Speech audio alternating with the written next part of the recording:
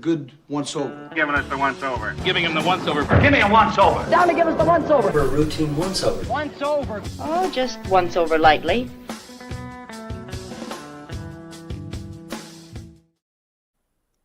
What's up, Internet? Welcome to Once Over. I'm Kaylee, and today we are giving the once over to 5 movies from the year 1991 that you probably haven't seen. And I am very excited to be doing this live for the first time.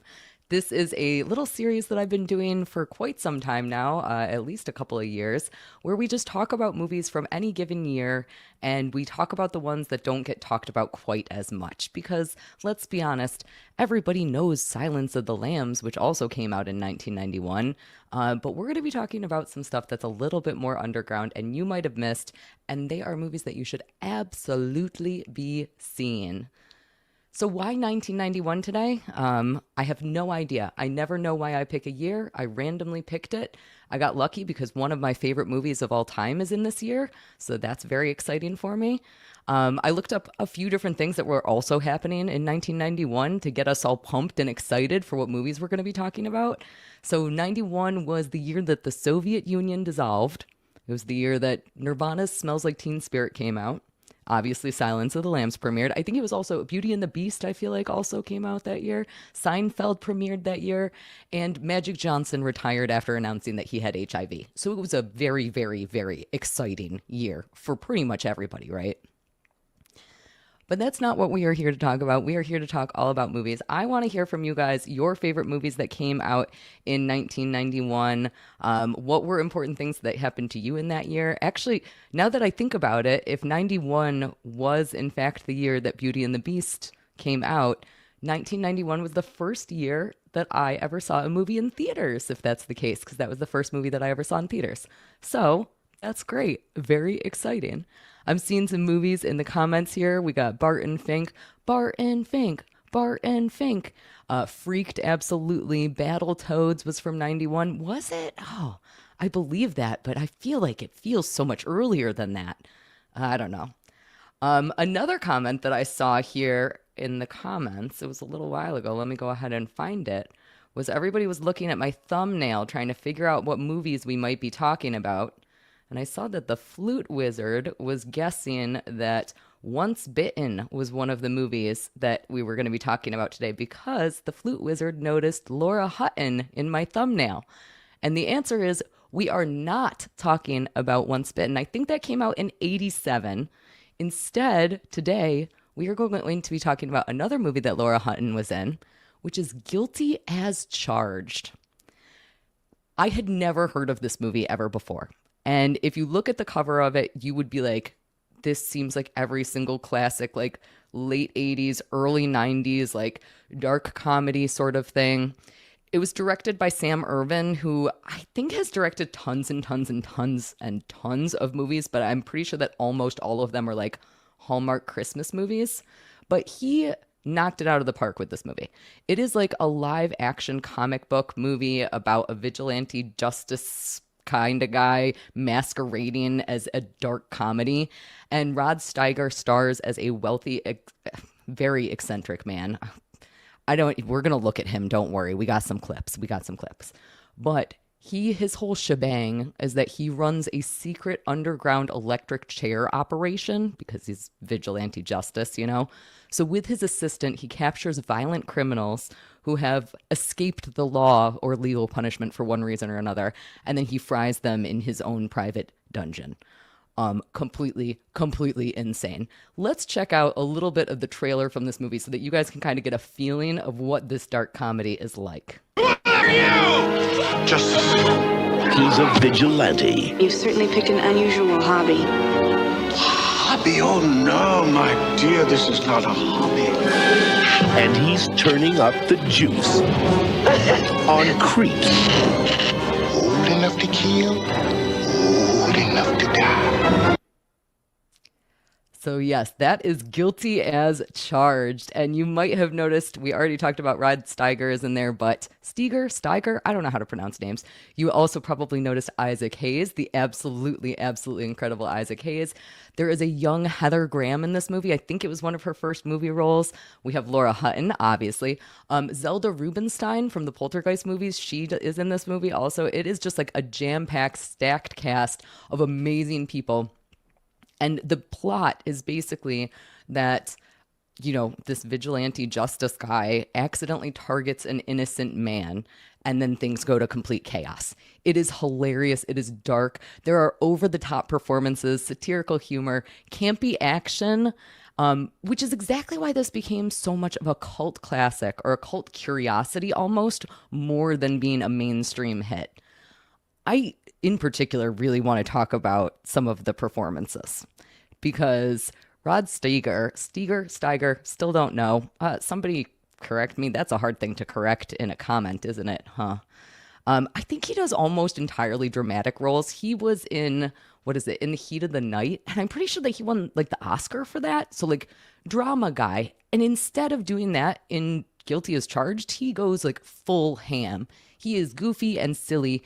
And then in contrast, Isaac Hayes, legendary soul musician and voice of Chef on South Park, Isaac Hayes, he plays like a buttoned up deadpan assistant, which makes them a great comedy duo together.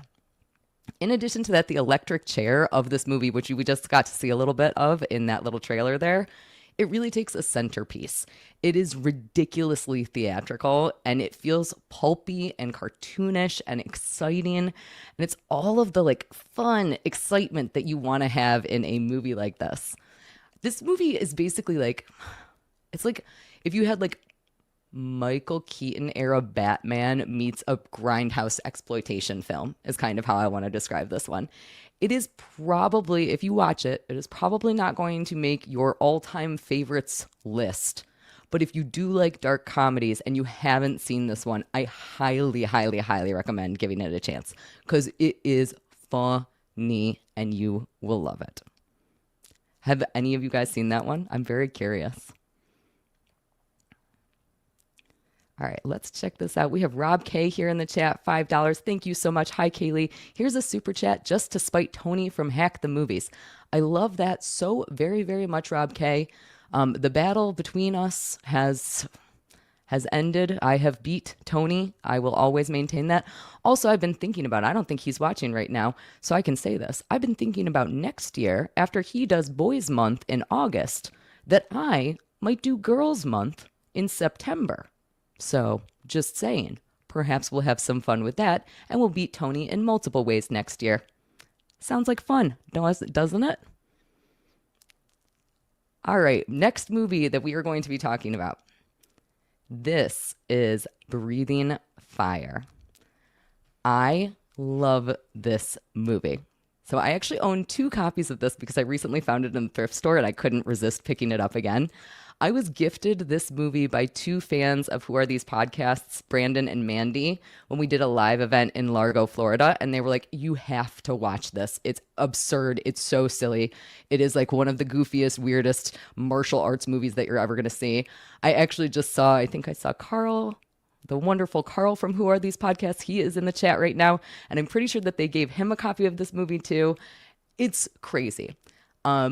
Trucker Andy from All Apologies podcast and I actually checked out this entire film. We used to do a short-lived but very fun watch-along show called Thursday Matinee. Unfortunately, that show is now gone, but you should still go check out Trucker Andy on All Apologies podcast. So go over there, subscribe to his channel, check out what he's doing, because he and I watched through this movie and had a blast while doing so. This is like if Home Alone meant Bloodsport. And then they like made a baby together but it was just like with nunchucks. It features Bolo Young and also Short Round from Indiana Jones. So how can we not be excited about that? It is a gloriously chaotic 1990s like martial arts fever dream. And what happens is that two brothers, one of whom is adopted and one of them is not, they team up to take down their evil dad, who just so happens to be a murderous gangster with a penchant for dramatic entrances. We're going to get to see some of the fight scenes here in a second. I think that you're going to enjoy these a lot. Every single fight scene in this movie looks like it was choreographed by a very enthusiastic 12-year-old kid. And that is exactly why this movie rules so much. So let's go ahead and check out one of the fight scenes.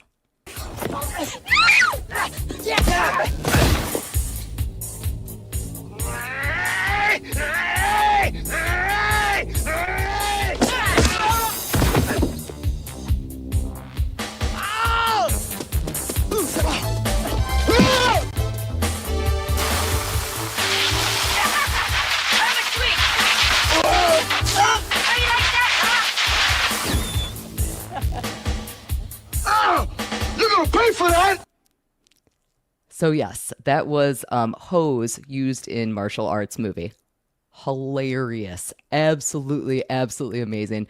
We got to see more of that fight scene there. I will tell you, the hose is going to come back. In addition to that, there's going to be some shirt usage. It is wacky fun times. And yeah, we just... Hey, Mickey, check this out. Oh, that's the wrong clip. This one's the right one.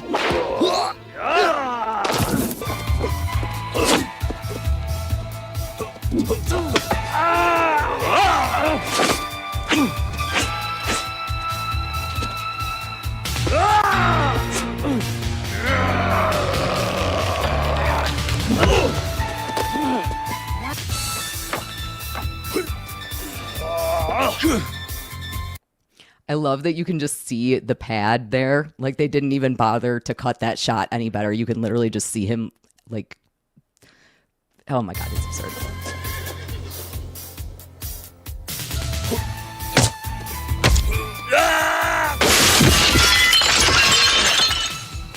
I also don't understand the spatial relativity of that shot, but that's fine.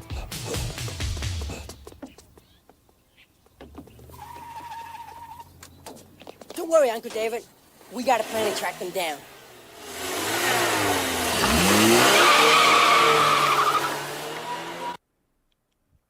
All right, so you might notice that I left at the end of that fight scene this paint can hanging from a car. And you might be asking yourself, well, why the hell would you do that? We're here for the fight scenes. This is a martial arts movie. But I have to tell you that paint, it comes from a previous scene in this movie, and it might be one of my favorite scenes in any movie ever. So I wanted to show you that. So we needed to have a basis for having the paint can exist. Now, what is happening in this scene is that the kiddos, the two brothers, they are getting punished. They're getting taught a lesson. And the way that they are being taught that lesson is that they are being forced to paint a house. But they have decided that they are going to trick their other friend into helping them paint the house. And this is how they do that. Snake! Hey, watch this. RoboCop. No, wait a minute. Here, I'll show you how. There you go. Hey, I bet you can't do it with 2 brushes. I can do anything. Of course I can do it with 2 brushes. Man, you're just awesome. Oh, unbelievable.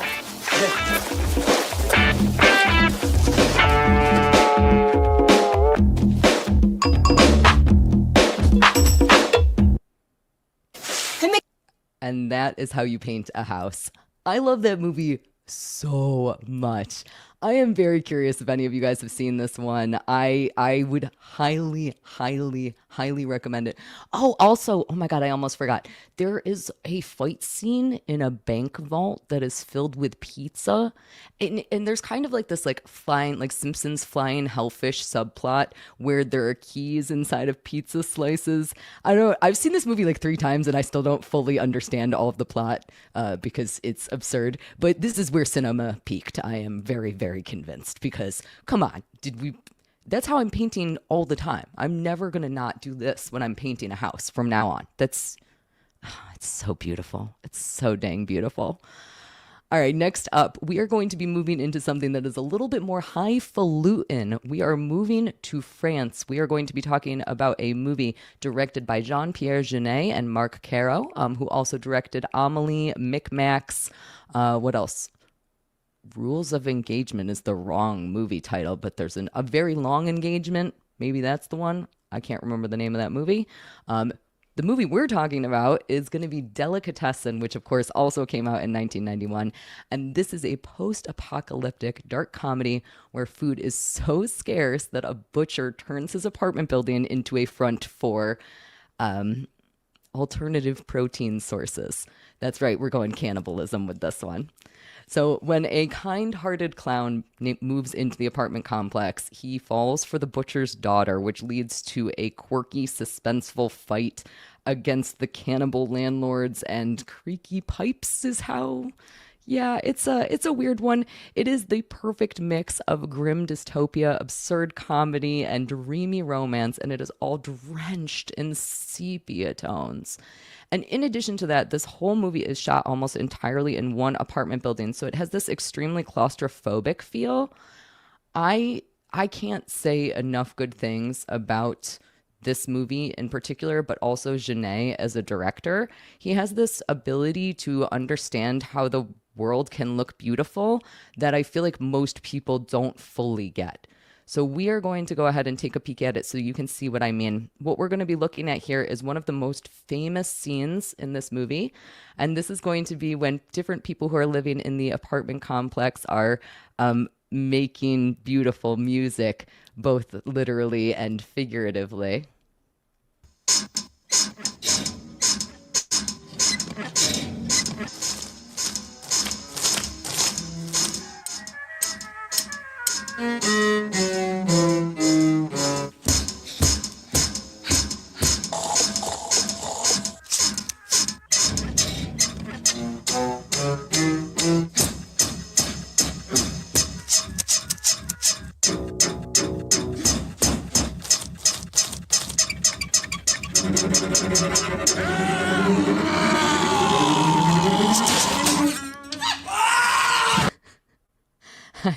I can't get enough of that scene.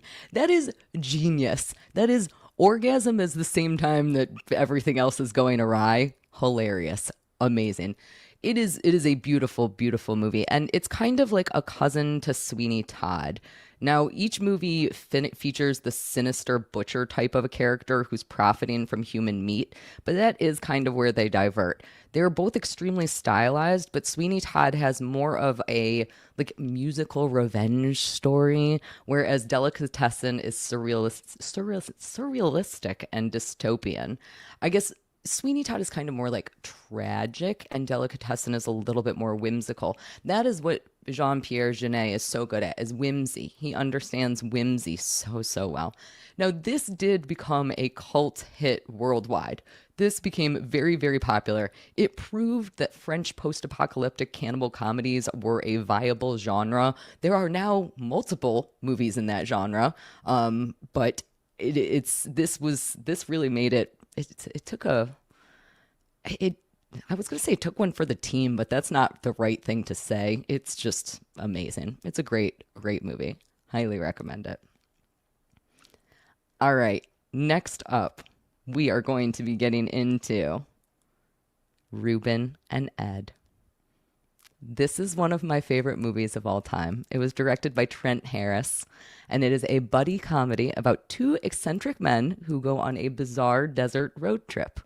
It is classic 1990s indie cinema, and it stars one of my favorite actors of all time, Crispin Glover, as Reuben. He plays an antisocial recluse who has weird fashion sense and a love for cat funerals. I don't think that is too far off from the real Crispin Glover, who lives in the Czech Republic in a mansion with peacocks and hardly ever emerges into the world. He is also very much an antisocial recluse. He does love big booby goth girls, though. We're all aware of that. It's one of the main reasons that one day I would like to have a boob job and turn more gothy. We'll see. Maybe one day I can woo him away. In addition to that, we also have Ed, who is played by Howard Hessman, and he is a sleazy self-help kind of guy. He does the self-help seminars, and he is trying to get Reuben to join his success club, which is just basically a pyramid scheme. So you get these two very different characters, and they meet up when Reuben's cat dies, and Ed agrees to help him find the proper burial spot for the cat, which sends this mismatched pair into the desert. I love it so very much. I can't even say enough. Okay, are you guys familiar with this one? I want to actually know. Has anybody seen Reuben and Ed? Because this has got to be one of the funniest comedies that I've ever seen in my entire life. And again, it's that weird Crispin Glover genius that makes it so successful. It is equally parts character study, like awkward character study, and surreal comedy and indie oddity, and it was all fueled by Crispin Glover's famously real life eccentric energy. Now, I'm going to talk a little bit more about Crispin because I just love him so very much. He is outstanding in Willard, obviously Back to the Future, River's Edge. He most recently put out a movie called Mr. K.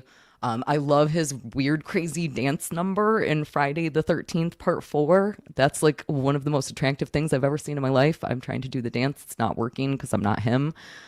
He has like a super small cameo. Do you guys remember Werner Herzog? I think just produced. I don't think that he directed it. He made a mockumentary sort of thing called The Incident at Loch Ness, and Crispin Glover was in that also. He is known for his bizarreness and the bizarre movies that he has taken on. Now, Reuben, the character of Reuben, who is played by Crispin Glover, he has also a very bizarre wardrobe. He has mismatched clothing, he has patterned robes and platform shoes, and it was largely inspired how Glover's personal style was at the time, which makes a ton of sense.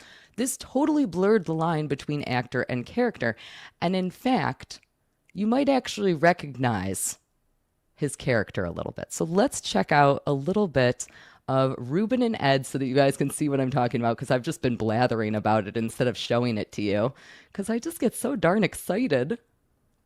Reuben Farr needed company. That's it. Why don't you get out of this house and make yourself a friend? No! Yes. No! Yes. No! Ed Tuttle needed customers. Excuse me. That's off. You've got a big problem. Fate brought them together. Hello, Reuben. What a tremendous day. What say we motor on over to the seminar and get you started on the Express to Success? Nope. I guess you're pretty broken up about your cat. Why don't you keep your hands off other people's refrigerators? Why don't you bury your cat at sea? Can't save water. You'll need to bury him out in the desert. He'll defrost. Like in an ice. That's a good idea. So they hit the road. This is the perfect spot to bury a cat. Any cat in their right mind would be happy as a clam to be buried here. Now you have to admit that. No, I don't. Yes, you do. I don't have to admit anything. Quit stalling. Bury the cat. Is this the right spot? It's gonna get weird now. So that is a little bit of the trailer. Before we watch the rest of the trailer, though, we have a very, very, very important super chat that I am seeing here. Luigi Greenberg, thank you so much, Luigi. You are outstanding for $4.99. Fuck, marry, kill, Crispin Glover, River Phoenix, or Werner Herzog. That is a hard one because even though I think you guys all know that I love River Phoenix so very much, he's already dead. So I think I have to kill him and then fuck Crispin Glover. Oh my God, I don't like it. Fuck marry Crispin Glover, fuck Werner Herzog. I don't like it. There's no options. Why are those always so hard? I know that that's the point of them. And we also have DeWired Christian. Thank you so much for $2. Every little bit helps Kaylee get close to Glover. I love that thought process. You never know. Maybe one day I will have talked about him enough that he will actually finally acknowledge my existence. I don't think that that is going to be the case. But a girl can dream, can't she? Can't she? Let's go ahead and we'll check out the rest of this trailer here. Before we talk more about what Crispin Glover's character of Reuben inspired, and again, I suspect some of you are already starting to recognize this character from a couple of other things.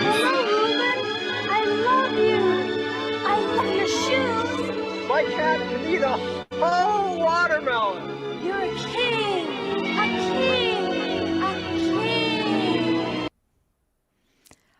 That is probably the most famous scene in this movie is Crispin Glover and this cat water skiing. It is very, very, very absurd. The water skiing cat is crazy. I'm sure you guys have seen that memed before, but boy, oh boy, do I love it. Poor little baby kitty. And those are some platform shoes to rival most of the platform shoes that I wear. I will tell you that as much as well. So, did you guys recognize his character? Is my question. I am seeing a lot of people in the chat talking about Rob K is mentioning it. I think I saw Wired Christian say it. The Letterman appearance, the Letterman appearance, the Letterman appearance. Yes, you guys are completely right. So, I think it was in promotion of River's Edge. Crispin Glover went on the Late Show with David Letterman. I don't remember what any of those shows are called. And he went in character as Reuben, but nobody had any idea that he was in character as Reuben. So people just thought that he was completely bonkers insane. Now I am going to show you a very, very, very small clip of that Letterman appearance because I don't think that I'm supposed to show this. So I'm probably going to get demonetized for showing this, but it's okay. Everything's fine. I just want to talk about my little baby Crispin. Arm wrestle. I've been taking. I've taken part. These aren't mine. I can kick. Yes, so that is Crispin Glover in his character of Reuben, and you can see he's wearing the exact same clothes that he was wearing in the movie. He's got the platforms, and he is about to kick Letterman right in the head. I believe that he did two. Needed company. What have I done here? I believe that he did 2 appearances like that, but he's a wacky guy. He's a wacky guy. Now, something that you might not know about Crispin Glover, as long as we're talking about The Love of My Life, is that in 1989, so a couple of years before Reuben and Ed came out, he released a surreal and experimental musical album called The Big Problem Does Not Equal the Solution Equals Let It Be. And yes, that is the actual full title. It's music. It's sort of, it's a mix of like spoken word cover songs and then original material. He does these Boots Are Made for Walkin', and it's like absurdly good. It has all of Glover's total uniqueness, his off-kilter style. And that album featured a song called Clowny Clown Clown, which to this day is one of my favorite songs. And the character of Reuben not only went on the Letterman show, but also appeared in the Clowny Clown Clown music video. So again, we're going to just go ahead and check out what that looked like because it makes me so happy. It's one of the best songs of all time. It's so good. It's so good, you guys. There he is as Reuben. Walking on the ground, I didn't make a sound, and then I turned around, I saw a clown.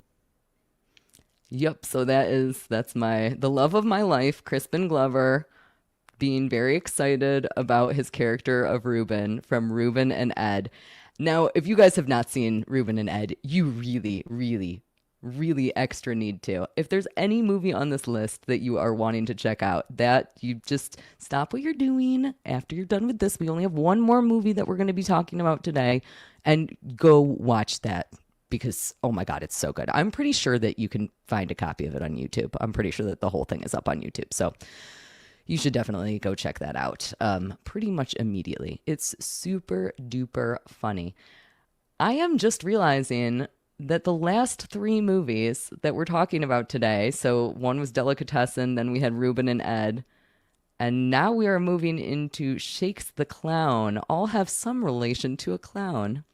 So today we are going to be talking about our final movie from 1991 that I think is an amazing movie that you might have missed. It's going to be Shakes the Clown, which was directed by Bobcat Goldthwait.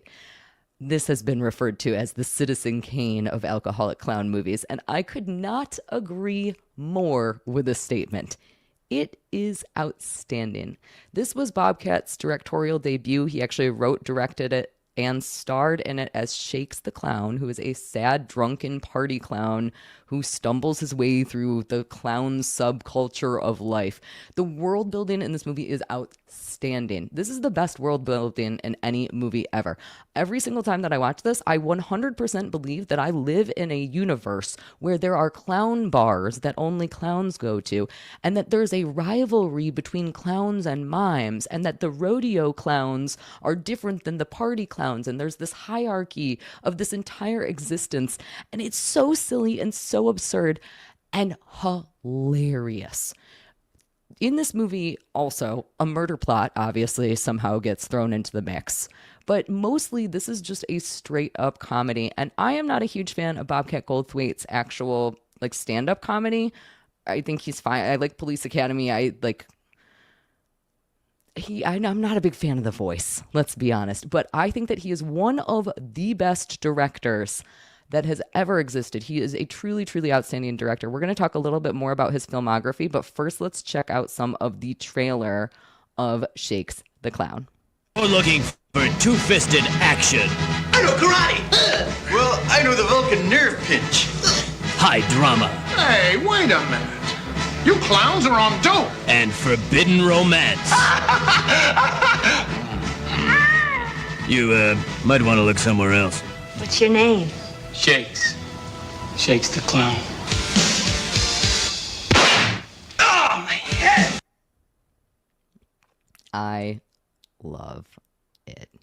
Now, this movie not only has Bobcat Goldthwait, but it is, again, this is another one that is star-studded, jam-packed with every comedian that you could possibly think of that was popular in 1991. Robin Williams plays a mime in it. There is a young Adam Sandler, Julie Brown, Kathy Griffin, Tom Kenny, Florence Henderson, Blake Clark. This movie is just...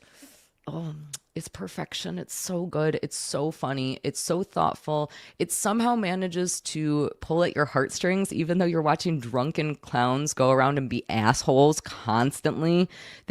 Mark Cuban is in this. Is that right? No, he's not. I'm imagining that. Why do I think that? He's not. I thought he had a little cameo, but he does not. It's absurd. And again, this really kicked off Bobcat's directorial career, and I could not possibly be happier about that. Before we check out a little bit more of the trailer, I will share with you also that one year for Halloween, I actually made Shakes the Clown and Binky the Clown costumes. So Binky was Shakes's big rival. So here is a picture of me. I am Binky in the blue, and then we have Shakes over there. And I was very proud of making these costumes. You can see I made even the little rainbow sleeves that Binky has. And yeah, that was my pride and joy of a Halloween costume. So that's just a silly little thing that I did. I don't remember what year that was. That might have been 2021, I think I would guess. That seems about right to me. I don't know. Who knows how years work anymore? All right, let's watch a little bit more of the trailer. The Shakes? Yeah. Take a bath, will you? Yeah. Oh, really scary. Guys like that, you know? You give clowns a bad name. When's the last time a film's made you feel this good, huh? You spit it out. No, I didn't. I saw you. No, it was yummy. It was so yummy. I think that is probably the most popular movie on this list. That or maybe Delicatessen. I don't know. All right, so why do I love Shakes the Clown so much? Again, it's that world building, but in addition to that, again, it kicked off Bobcat's career as a director and getting taken seriously as a director. And he is legitimately in my top 3 directors of all time. I think he is outstanding, and every single movie that he creates builds off of the previous one so that he can become more intuitive and more thoughtful. So he started out by doing Shakes the Clown, then he did Windy City Heat, which that one is it's not my favorite thing in the whole world. I mean, it's good, but it's not my favorite. Then was Sleeping Dogs Lie, which is about a couple who has a wedge driven in their relationship after one of them performs an impulsive and perverse act on a dog that I won't talk about any further. And it's about how the couple navigates that. It's a rom-com. It's That's how I want to describe that movie. And then after that was World's Greatest Dad, which might be one of the most tragic movies of all time. If you are a fan of Robin Williams and you are still feeling the pain of his death, that is a hard one to watch, but boy, is it amazing. Then we had God Bless America, and then Willow Creek, which was outstanding. I think I saw somebody mentioning that. That is his Bigfoot movie. Yeah, so I have a couple of people here that are mentioning that. Willow Creek, I actually really liked Willow Creek. Willow Creek was a mockumentary type film that he made about Bigfoot. So it's about a couple. Again, he likes to do like the couples and see how they interact. It was about a couple who kind of goes on the hunt for Bigfoot. And they have some troubles in their relationship, and you get to kind of follow them around. And the beginning half of the film is very much a documentary. It's just them kind of documenting what's happening. It feels very real and very natural. And by the end of it, it becomes more of a mockumentary, and we have to confront the idea of if Bigfoot does in fact exist. So it's a really clever way of doing that. Actually, now that I think about it, it's pretty similar to that Werner Herzog secretive incident at Loch Ness. Same kind of idea where you like have a little bit of reality mixed in with the fake stuff. That's one of my favorite genres of film. I really like it when movies do that. But the thing that I thought was so cool about Willow Creek is that this was a mockumentary that he used documentary film making talents in. And then the movie that came out after that was Call Me Lucky, which is a really hard movie to watch. That is a full-on documentary about the comedian Barry Crimmins. Now, if you have not seen that movie and you are not aware of Barry Crimmins, he became an activist after having some very hard things happen to him in his life, and it is an amazing, amazing documentary about his life and living. I actually got to see that premiere in Syracuse, New York, because both of them were from near Syracuse, New York, and both Bobcat and Barry were there. However, Barry has since passed away, unfortunately.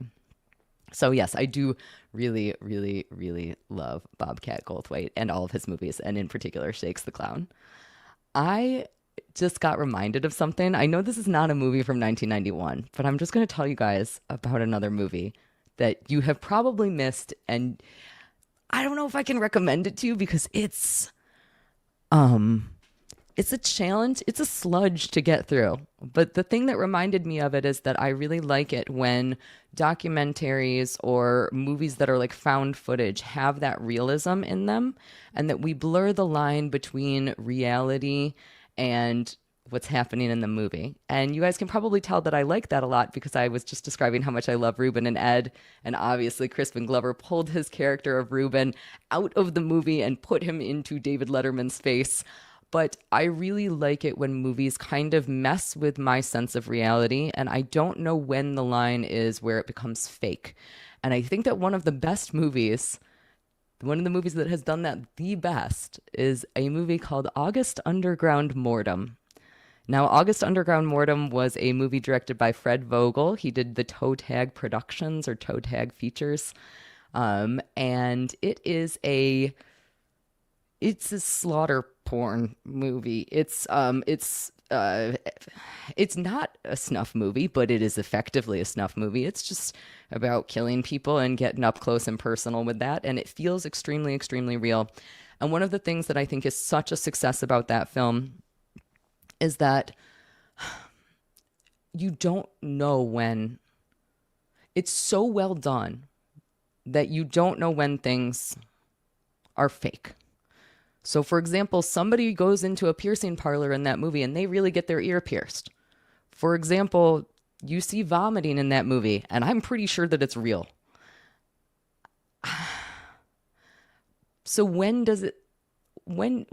how do you identify when the vomiting is real and then is the killing real? And your brain doesn't know how to deal with that. And one of the things that I really love about film is that it makes you feel things. And sometimes one of those feelings is discomfort. Sometimes one of those feelings is sorrow. That is what, to me, makes film and movies so exciting, is that I just want to sit in my feelings. I don't care what those feelings are. I don't care if the feelings are hatred or disgust or discomfort or any of these things. I just want to feel things when I'm watching movies. And that movie does an excellent job of it. So I just wanted to throw that in as a little bonus, even though it didn't come out in 91. I don't remember what year that came out. I want to say probably around 2005, maybe a little earlier than that. I don't know. I don't know what year that came out. Do you guys know that? I saw people talking about it. Tell me about August Underground Mortem. What year did that come out? I don't know how to look that up right now because I'm very, very bad at things. Somebody will explain it to me. All right, let's take a look at a couple more super chats here, you guys. Thank you so much for hanging out and supporting me. I really love it. I love talking movies with you guys.